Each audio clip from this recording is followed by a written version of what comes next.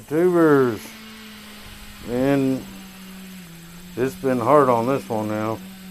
Got the front all cut out. That's what you're looking at. I got both the port and starboard stringers out, and all I got is the one in the middle that we already said has got styrofoam. We're not going to do that. What we're going to do is we're going to go ahead and get the port starboard stringers.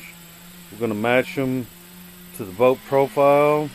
We're going to use the old string theory, because this thing ain't square, true, plumb. There's nothing about this boat that's anywhere close to that. So what we're going to do is we're going to go over here. We're going to put a string on that with some duct tape, and we're going to do it right there, and then we're going to come there all the way back to the front of the boat. And what that's going to do is that's going to give us a good line to put our stringers in. Once the port and starboard stringers are in, I'm going to go ahead and cut out the middle one, and we're going to raise that all the way to the deck. So the deck is going to sit on all three of these boards, and then we're going to do two more coming off from the port and starboard stringers, and we're going to drill some holes. We're going to pour some foam, and we're going to call that done. I haven't gotten the board yet, but nonetheless, that's what we're going to do. Definitely got some work up here in the front to do. They didn't make it as thick as they should have. You might not be able to see that little bitty hole. Yeah, there you go. Alright, that has to be fixed. And I did figure that they didn't put enough fiberglass in the front, and the board that they used was starting to rot along with the bolts, the nuts, and you can't get to it unless you split the boat or knock a hole in it. So anyway, we went ahead and did that, and doggone, she's about ready. They got a little bit of sanding to do on the port stringer and the starboard stringer. Short of that, we're going to be ready to install boards. And we'll just get on it. And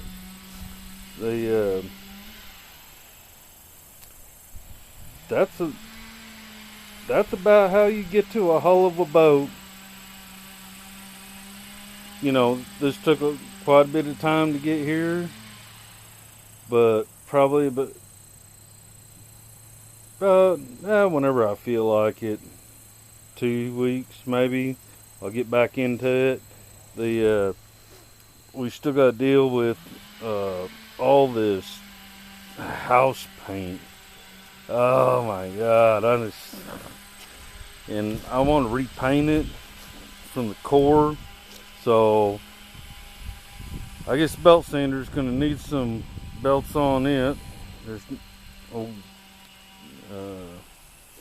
poured a cable. Ain't got no belts for that.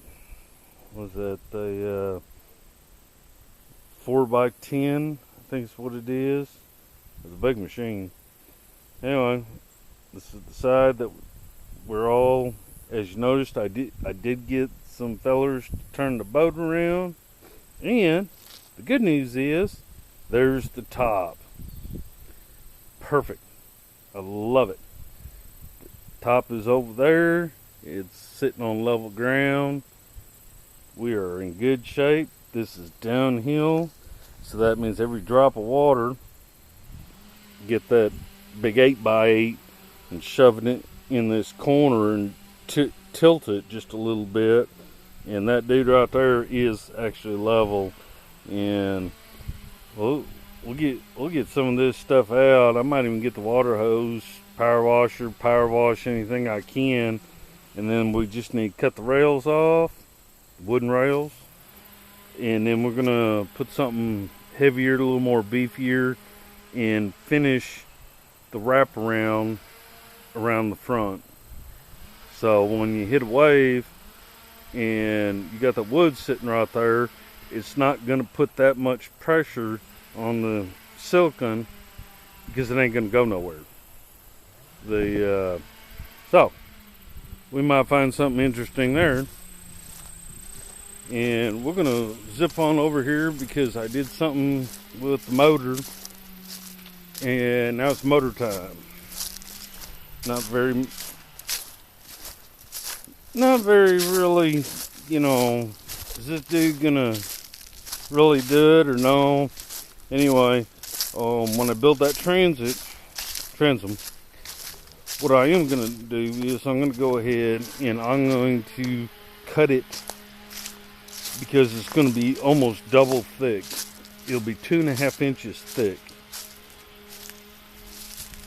Anybody got another one of these? I'll take it. The reason why I'm doing the transit almost twice as thick as the old one is because I'm going to put 2 twins on this little boat. Now that'll be neat. Alright. This is really the first good look at her. She's a super. Yep, 40 horsepower. Yep. This is actually a bad spot because I want to show you what we got going on here. Okay, we removed the flywheel. Yep, sure did. Okay, in order to do that, you need one of these. And you need one of those. Okay. This is the correct way to put this on here. You see this? That is nice and straight. And I'll tell you what. You just go and get you the biggest crescent wrench you can, and you go ahead and that's how you stop this engine from turning. Even my impact was turning the motor, so I had to go get the big boy. Okay, we'll get this out of the way here. Alright, first thing we found out when we looked at it, well, there's a missing coil. Well, there's a reason why that's not even in there. Somebody hit that with hot juice and blew a hole right through this point, and this one is in not very good shape whatsoever. It's in bad shape. Will it run? I might be able to get it fixed enough to where it can do something. Alright, but when I look real close, you might not be able to see that. Okay, right there on that coil, she's exploded the wire. That wire is no longer safe whatsoever. You notice the condenser is missing. It matches this one. That condenser is toast. I mean, when I say toast, I mean it is really toast. Okay, and this is the compression relief. Here it is. It just turns a little bit, and then it'll rock these inward, and the valves will open up. I have not done anything with the water temp yet. I'm not even that close to even doing anything of that sort. But we gotta get new plug wires. I got one that's got a braze on it. I don't know what hit it. Something. These are 2 different kinds of wires on here. So we're just gonna get rid of that mess, and we're just gonna go ahead and get the right stuff, and we'll just be done with it. I am 100% confident that this engine will run once I get $100 for the parts. So the part number keeps coming up on the kit and the set for the was that 7744. Anyhow, I did go ahead and check everything here. Everything moves, you know, like it's supposed to. Well, I don't think that's gonna work. Oh yeah, it does. Okay, everything. I already took this out. I put it back in, cleaned it. I doubt it. I drained the bowl. That was a real woohooer because there's a little bitty tiny screw right there. And you drop that, and you might as well drop that baby right off the Titanic because it's going down into the abyss down there in the lower section, and you are SOL. Okay, the other thing about these motors is that these shafts break. Be careful with these guys. Make sure there's plenty of lube. You know, make sure it's nice and good and tight. There are so many different adjustments, bolts down here that are hard to get to. You just can't just slam this dude, you know, because it's not going to let you in reverse. Okay, it's got a stopper for that, and you know this moves very, very easily. I lubed it up, got everything sprayed. Did that months ago. We got a one kill switch here. Not really quite for sure if that's good or not. It looks like it. It's a newer one, and somebody replaced the fuel pump because it's not painted. So I've never seen one that wasn't white until I saw this one. So I'm going to say the fuel pump has gone out, and let's just hope that they used enough oil in this dude that it didn't wear the cam out. If it did, we got a whole nother problem straight out. Anyway, here's our model number right there, and this is a RDSL-22 space C. Anyway, anybody got some floating parts around here that I've mentioned? We are going to take the carburetor apart. I am not looking forward to that whatsoever, but I am going to give this machine the benefit of the doubt. There is no cracks in the flywheel, so all I got is burned up coil packs and burned up points, and they didn't, for some reason they did not, it doesn't have two fiber wipers for the removable timing on the crankshaft. So I jerked that baby out and took a look at it. Nah, it's all scratched up, messed up. Somebody twisted it up, grinded on it. I don't know what they did with it. Anyway, it's gone. I got another one on order. Basically pretty cheap. $10. Well, yeah, $10. Points are 20. Pickup coils are 20. And you get a set of them. Anyhow, everything seems to be working out all right, and we are going to get a different prop altogether. We might even go ahead, and this is the idea. If I can get two of these if there's somebody out there within 300 miles of north central Arkansas, you let me know.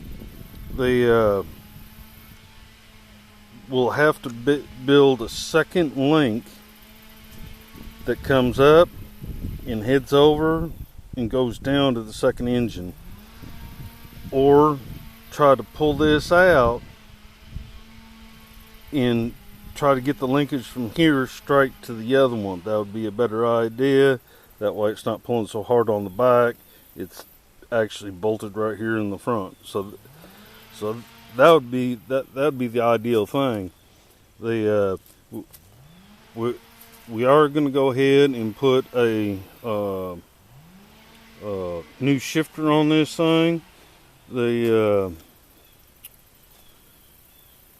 I don't know what kind. I've been looking at them. They're $150. I don't know about all that. Maybe somebody's got one used. You know, hey, bleep blop me on the bottom. Hit the comments. We'll use that dude. That's for sure. But if anybody's got this kind of a motor and that top, okay, and it should come up in 1960. All right, got the old pull starter right there in the front. Just pop it and go. As you can see, it says 40. We're good with 40. Most of these engines, the rating was so far off. I've heard that these engines are actually putting out like 47 horsepower instead of just 40. But that's what happens when you build these big cubic head motors. They don't really know. But there she is. There's nothing majorly broke. You know, well, except for whoever idiot put positive charge right through the coils and burned the points off going backwards. That didn't help nothing. And short of that, the starter works good. I'm good with that. I mean, it rises with just nothing. I mean, it just goes up and down like it's supposed to. We're gonna oil that up again when I put the flywheel back on it. Remember, when you're using a puller like this, got it backwards. When you're using a puller like this, make sure you got the 4.5-inch bolts for your flywheel. You must have that. So whatever kit you get, you know, you put your big crescent wrench all the way across this dude, and you do not want to turn these motors just like 4-stroke, but on a 4-stroke you're going to mess it up. All right, so you need the right stuff. And the screws on this take 4.5 inches, and you'll get right there. You can see that puller hole right there where they milled it. So you should be in good shape. Short of that, you know, she's looking all right. I mean, I drained the oil out of it. No water. Nope, no water. When I opened up the carburetor on the bowl drain out, all I got was liquid oil. So the gas evaporated, but the oil stayed. It was semi, you know, liquidy kind of. We already cleaned the bowl on the fuel pump side. We are definitely going to put an inline fuel filter when we get ready to fire this dude up, because this honky doesn't need any more problems. I think she's all right. I don't see any holes in the block. Usually them holes are somewhere in here where she come apart, in there, either on this side or the other side. I do not see none. So I think the points blew up on somebody out in the water, and they just went ahead and retired this engine. It was all in one piece, and we're going to put it all back together. The only thing I'm missing, that nobody's got a motor like this. That's okay. I'll find one sooner or later. There's supposed to be some dog ears right there. They go all the way across the other side, so you can grab a hold of them, help pull the engine up. The bolts are there, but that big, huge metal dog ear is gone. Anybody got one of them? Could you just send it my way? I don't even know where you get one of them. But like I said, anybody got one of these sitting in their house? Just bleep blop me in the comments. And we'll get it fixed up. I'll come pick it up. No fuss, no muss. Anybody's got any stuff to help on the boat? There's a lot of stuff, so if you've been watching the videos, there's a lot of work that we got to do, and we're just doing this step by step. And right now I am completely out of moolah, so this might be the last one, last video. I might get this motor running. If I do, it's going to be at the end of November, something like that, you know. And if I do run it, I'm just going to pop start it and then shut it right back down. Because I'd already done run it just to make sure it ran. At least give it an hour anyway with some cold water, and definitely going to pull that thermostat off. Definitely got to get another one, and I need to do that before I even try to start popping this baby over. I don't trust it. It's probably welded in there. I bet money on it. It's probably all gouged out. I'm gonna have to get in there and clean it all up with the old screwdriver, and we all know how that works. So that's it. That's all I got, and we will see you sometime next time. Anybody got any comments or questions? Just go ahead and do your thing at the bottom, and any Patreons, just hit me up. We'll go ahead and you can fix me up a little bit, and we can move on. And if I have the stuff to do it, I will do it. The fiberglass on the boat is kind of concerning. For the resin, some chop. They need some 1708. We even need a battery switch set up, which I did find one. It's got, still using fuses. It's got breakers right there on the control panel. That's really cool. We're gonna get that. Especially it's blue. That'll work great, because inside of this whole boat is basically gonna be blue, basically. All right.